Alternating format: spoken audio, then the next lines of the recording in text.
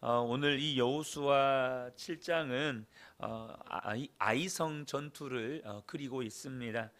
이스라엘 백성들은 하나님의 말씀에 순종하여 놀라운 승리를 경험한 여리고성 전투에 이어서 얼마 지나지 않아서 아이성 전투를 치르게 됩니다.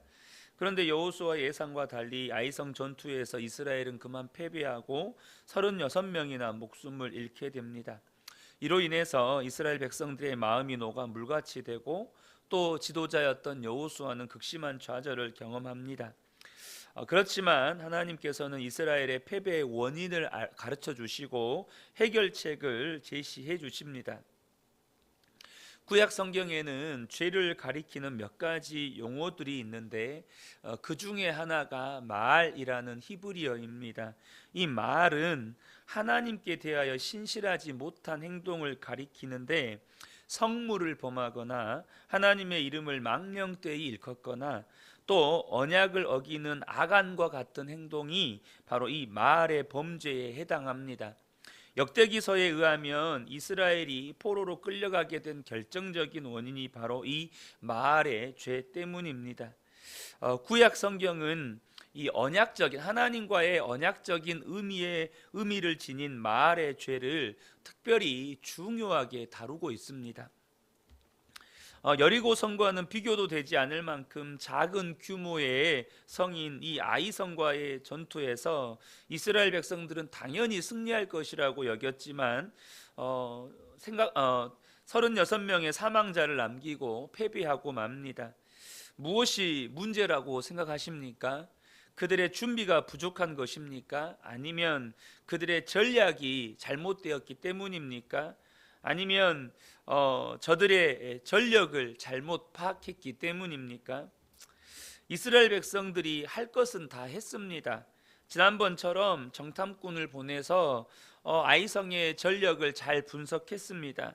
심지어 이번에는 들키지 않고 성공적으로 정탐을 잘 했습니다. 상대방을 분석하니 전력상 열세도 아니었습니다. 그런데도 패배했습니다. 그러니까 그들의 준비가 완벽했다고 생각을 했는데 그들은 패배한 것이죠. 그러니까 여러분 지도자였던 여호수아는 도무지 이해가 안 되는 거예요. 전력이 약한 것도 아니고 저들의 전력을 분석하지 못한 것도 아니고 저들의 상황을 알지 못한 것도 아니고 모든 준비가 갖추어졌음에도 불구하고 승리하지 못한 것이 도무지 이해가 되지 않은 거예요. 이대로 끝나면 가나안에서 이스라엘의 이름은 끊어지고 하나님의 명예는 실추가 됩니다. 그런데 이스라엘은 아이성의 상태는 잘 정탐하고 그들의 전력은 잘 분석했지만 자기 자신을 잘 몰랐던 거예요. 군사 전력은 파악했지만 그들의 영적인 전력, 그들의 영적인 상태는 파악하지 못했던 것입니다. 그들의 영적 상태가 어떤 것이었습니까? 아간이 하나님의 것을 훔쳤습니다. 여리고성의 모든 것, 이 아간이 이 하나님의 것을 훔친 것이 어떤 의미를 가지고 있는지를 저와 여러분이 잘 보셔야 합니다. 여리고성의 모든 것을 하나님이 은혜로 주신 것이었는데 그 아간이 범죄함으로 말미암아 아간이 그것을 훔쳐서 자기의 장막에 숨겨놓은 것으로 말미암아 그 모든 것을 하나님의 은혜가 아니라 자기의 힘으로 쟁취한 것으로 만들어버린 것입니다. 하나님께서 알아서 챙겨주실 것인데 그 하나님을 믿지도 않았을 뿐만 아니라 자기의 형제들보다 자신이 더 가지고 싶고 더 누리려고 했던 것입니다. 하나님께도 그리고 그 형제들에게도 해서는 안 될 선택을 하고 만 것이죠. 그리고 무엇보다 그 결과 그가 진멸해야 할 것 대신 그 자신이 진멸당해야 한다는 사실을 믿지도 않았습니다. 여호수아가 여리고성 전투를 치르기 전에 이스라엘 백성들에게 신신당부했던 것이 있습니다. 여호수아 6장 18절을 보면 너희는 온전히 바치고 그 바친 것 중에서 어떤 것이든지 취하여 너희가 이스라엘 진영으로 바치는 것이 되게 하여 고통을 당하게 되지 아니하도록 오직 너희는 그 바친 물건에 손대지 말라. 그러니까 이 바쳐진 물건에 손을 대면 고통을 당하게 될 것이라고 분명히 여호수아는 경고했습니다. 너희들 그 바친 물건, 하나님께 바쳐진 물건에 대해서 손을 대면 반드시 고통을 당하게 될 것이다 라고 여호수아가 신신당부를 하며 경고를 했었는데, 아간은 그 하나님의 말씀을 믿지도 않았다는 거예요. 불신했다는 것입니다. 이 사건이 우리에게 사실 많은 교훈을 줍니다. 크게 세 가지로 요약을 해서 나누기를 원하는데요. 첫 번째는 뭐냐 하면, 우리가 계속 여호수아서 말씀 기도회를 통해서 나누었잖아요. 우리의 삶의 현장은 영적인 싸움의 현장이고 믿음의 싸움의 현장입니다. 우리를 대적하는 원수 마귀가 우는 사자처럼 삼키려고 우리의 삶의 현장에 어슬렁거립니다. 그때 우리의 대적과 싸우기 전에 우리가 먼저 치러야 할 싸움이 있습니다. 그것이 무엇입니까? 바로 나 자신과의 싸움입니다. 곧 나의 자아, 나의 옛사람과 먼저 싸워야 한다는 것입니다. 특별히 아간의 자아의 문제는 욕심과 불신앙에 붙잡혀 있는 자아였습니다. 아간이 욕심에 사로잡혔어요. 어떤 욕심이에요? 형제들보다 더 누리고 싶은 거예요. 형제들보다 더 가지고 싶은 그 욕심에 아간의 자아가 붙잡혀 있었습니다. 나아가서 하나님의 말씀을 불신하는 불신앙에도 아간의 자아는 사로잡혀 있었습니다. 그래서 아간은 결국 그 자신과의 싸움에서 패배했고, 아니 자신과의 싸움에서 패배하기 전에 자신과의 싸움을 하지도 않았어요. 자신의 불신앙, 자신의 욕심과 싸우지 않았다고요. 자신과 싸우지 않았는데 어떻게 대적들과 싸울 수 있겠습니까? 두 번째 주는 교훈은 같은 맥락에서 내가 하나님께 굴복하지 않으면 아무도 굴복시킬 수 없다는 것입니다. 내가 하나님께 굴복하지 않으면 우리는 결코 영적 전쟁에서 승리할 수 없다는 것입니다.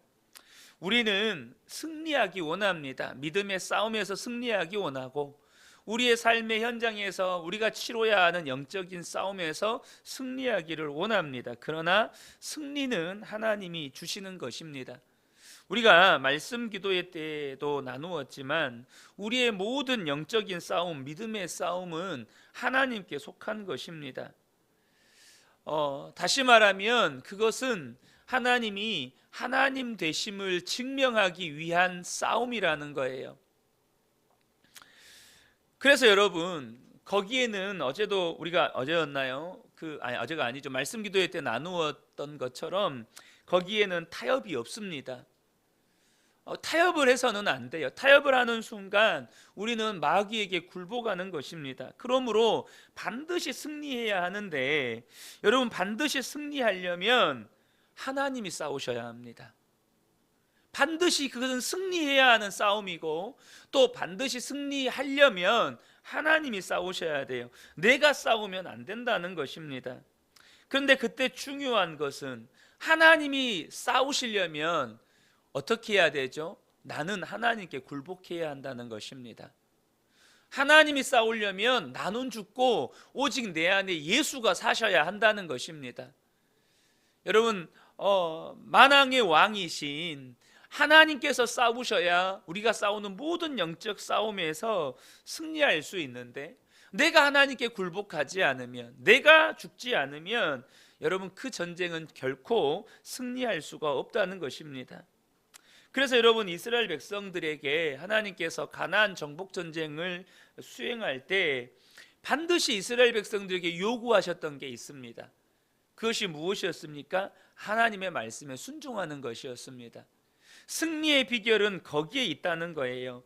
내가 하나님께 굴복하지 않으면 우리는 어떤 영적인 싸움도 승리할 수가 없습니다. 이것이 영적 전쟁의 역설이고 동시에 신앙의 역설입니다. 내가 죽어야 삽니다. 죽어야 사는 것이 신앙의 역설이에요. 어떻게 죽는 게 사는 것입니까? 말 자체가 모순이잖아요. 죽어야 산다. 그런데 여러분, 기억하십시오. 내가 죽어야 예수님이 살고 그 예수님이 영적 싸움을 하셔야 우리는 반드시 승리하게 됩니다. 세 번째 교훈은 거룩의 중요성입니다. 여러분, 우리가 거룩을 버리면요, 하나님과 원수가 되어서 하나님이 우리를 대적하신다는 거예요. 그러므로 성도의 거룩은요, 선택의 문제가 아닙니다. 거룩은 생존의 문제입니다. 1절을 다시 한번 보겠습니다. 이스라엘 자손들이 온전히 바친 물건으로 말미암아 범죄하였으니 이는 유다 지파 세라의 증손 삽디의 손자 갈미의 아들 아간이 온전히 바친 물건을 가졌음이라. 여호와께서 이스라엘 자손들에게 진노하시니라. 아간이 거룩함을 버리니 하나님께서 이스라엘 백성들을 대적하여 진노하셨다는 것입니다. 13절에도 보면요, 13절 하반절에 보면 너희가 온전히 바친 물건을 너희 가운데서 제하기까지는 내 원수들 앞에 능히 맞서지 못하리라. 오히려 원수들을 들어서 하나님께서 이스라엘을 대적하시겠다는 거예요. 여러분, 하나님께서 아들을 십자가에 내어주시기까지 우리를 구원하신 이유가 무엇입니까? 바로 우리의 죄 때문입니다. 이 거룩의 문제가 얼마나 중요한 문제인지를 저와 여러분이 명확하게 깨달으셔야 합니다. 예수님의 십자가 보혈이 우리의 모든 죄를 씻으셨고 정결하게 거룩하게 하시고 하나님의 자녀를 삼으셨습니다. 그런데 예수님의 그 보혈로 거룩하게 된 우리가 거룩함을 버린다는 것, 다시 죄짓고 사는 것이 어떤 의미인지를 아셔야 돼요. 우리가 거룩함을 버려버리는 것, 우리가 거룩함을 버리고 죄짓고 사는 것은 예수님의 십자가의 은혜를 욕되게 하는 것입니다. 히브리서 6장 5절과 6절을 보면 하나님의 선한 말씀과 내세의 능력을 맛보고도 타락한 자들은 다시 새롭게 하여 회개하게 할 수 없나니 이는 그들이 하나님의 아들을 다시 십자가에 못 박아 드러내놓고 욕되게 함이라.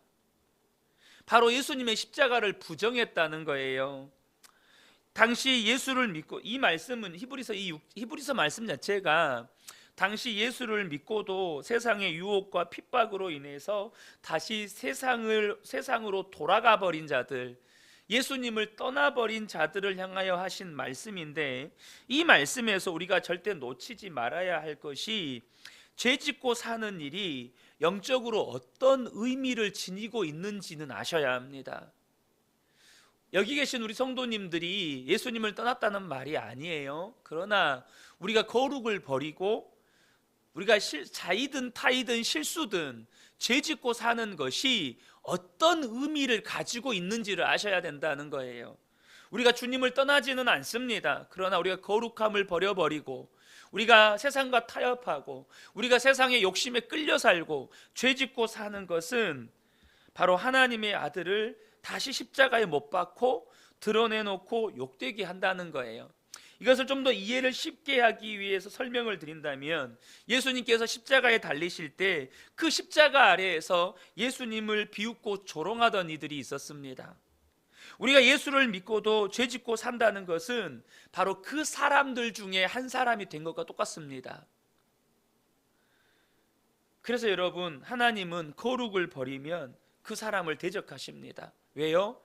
독생자까지 아낌없이 내어주신 그 하나님의 사랑을 욕되게 하는 것이거든요. 그 예수님을 조롱하고 비웃는 것이 되는 것이거든요. 오늘의 이 말씀이 우리에게 너무나도 중요한 교훈의 말씀들을 줍니다. 내가 굴복하지 않으면 우리가 영적인 싸움을 하기 전에 여러분, 나 자신과 먼저 싸우셔야 합니다. 내가 굴복하지 않으면 우리는 영적 전쟁에서 결코 승리할 수 없습니다. 거룩이 얼마나 중요한지 저와 여러분이 이제는 깨달으셔야 합니다. 우리 근혜교회 모든 성도님들이 이 땅을 살아가면서 거룩함으로 정말 영적인 전쟁에서 승리하며 살아가시기를 예수님의 이름으로 축복합니다. 아멘.